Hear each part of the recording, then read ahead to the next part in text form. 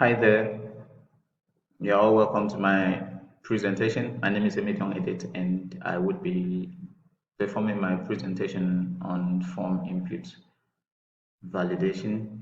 I've realized that this is one of the most important tools we need to get ourselves acquainted with as web developers because most of the times we would always have the need to communicate with our users, and that medium for communication will come as with the form that you are providing on our website, and validating it is one of the important things that we need to have in mind in order for us to stay on the safe side.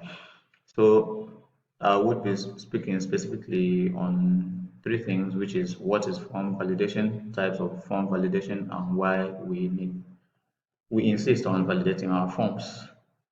Yeah. So what is form validation?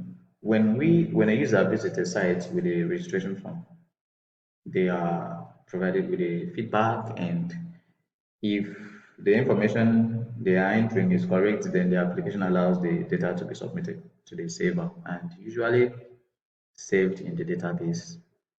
And if the user doesn't enter a data or information in the format they are expected, then you will get some messages, and you can get messages such as this field is required, you can't leave this field blank, yeah, and some kind of other error messages or messages that you can receive, like in the example here.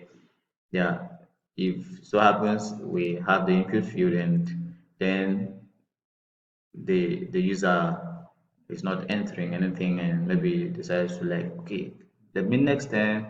So it says we found some errors, please review the form and make corrections, please enter a surname, a username, yeah. So at this point in time the user is supposed to input something here, but he is not, so that's what happens, and a message is being displayed to the user. And you can also have other messages such as please enter your phone number in the format, please enter a valid email address. If it happens the user enters an email address that is not valid, and your password needs to be between 8 and 30 characters long and one uppercase and the rest. So these are sample error messages that can be displayed to the user when he or she inputs an information that is not valid or does not meet up to the needs that are required on the form. Yeah. So when this happens, this is called form validation. So understanding and knowing about what form validation is, how do we go about it? So there are two types of form validation: the client-side validation and also the server-side validation. We are not working on the server-side validation yet, and for this time we are working on the client-side validation, and I will be presenting specifically on the client-side validation. And under the client-side validation, we also have two other kinds of form validation: the built-in form validation and the JavaScript validation. I would be explicit and showing some samples of how this works. Yeah. So on the built-in form validation, this validation doesn't require much JavaScript. Yeah. So this is done by using validation attributes on form elements. Now, these are some of the validation attributes that are being present on the form elements provided with the HTML.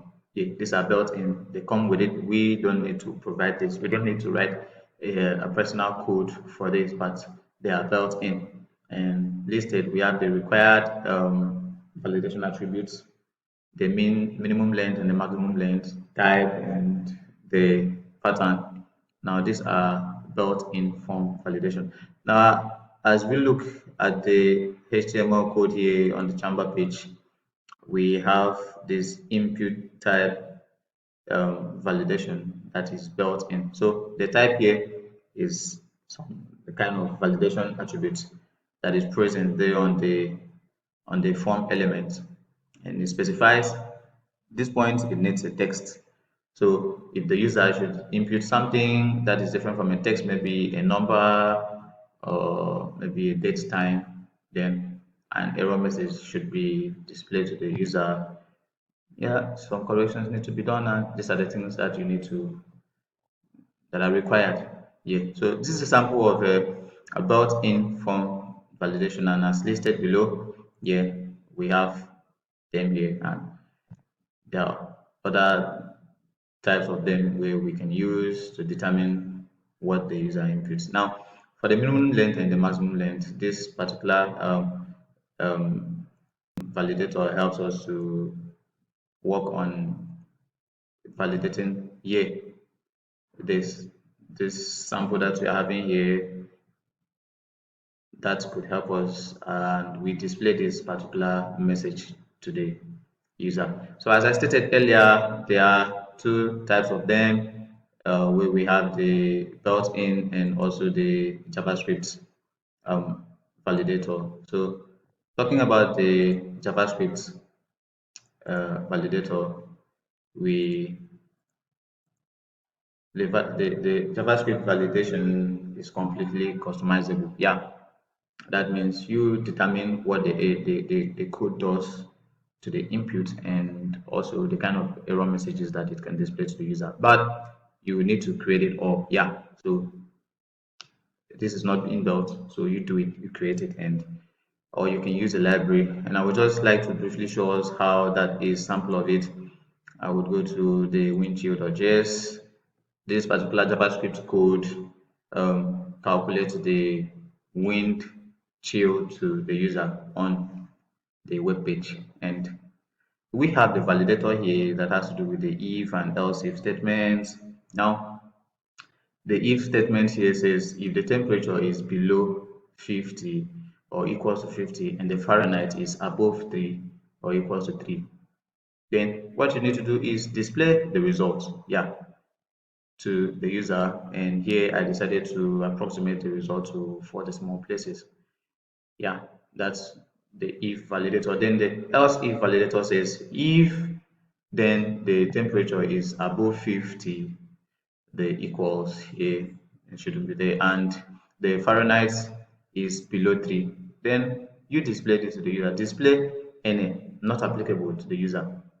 Yeah, so that is what it does. And let's check the chamber HTML. So for the temperature here, we are having 50, a value of 50, which it has met the requirement. And also for the wind speed, we are having 1.0. This is less than 3.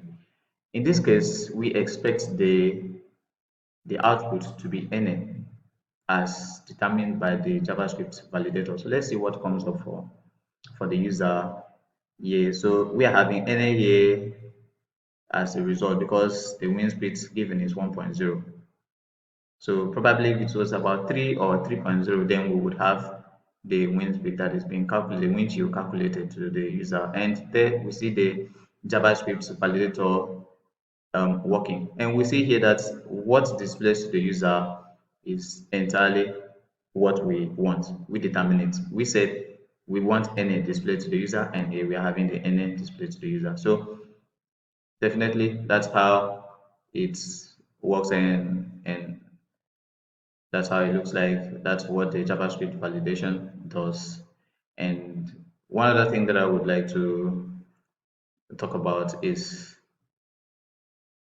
the why we insist on validating our forms. Now, there we have about 3 reasons we want to get the right data in the right format.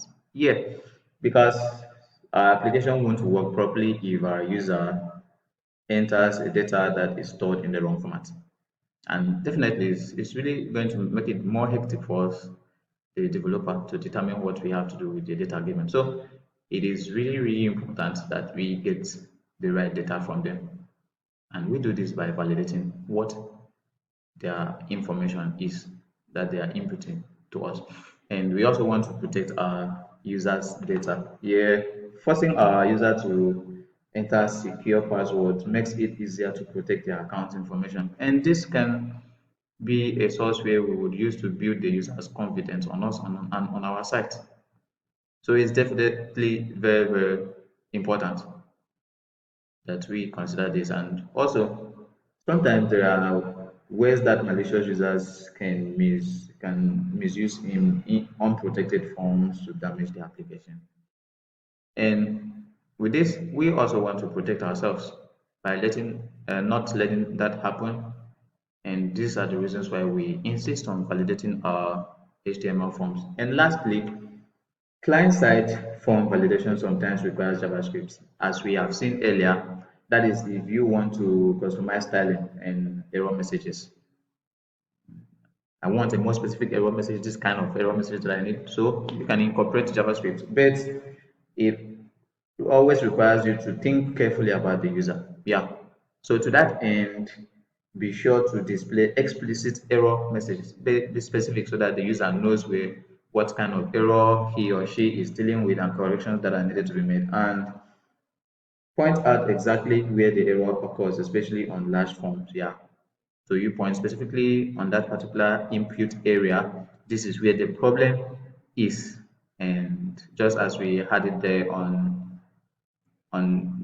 this particular part, we see the problem is on the username. So the user knows, okay, I'm inputting a wrong username, or probably I'm not inputting the username. So in that case, I need to do the right thing.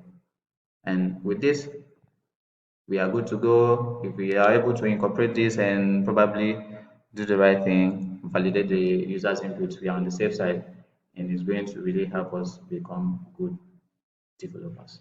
Thank you.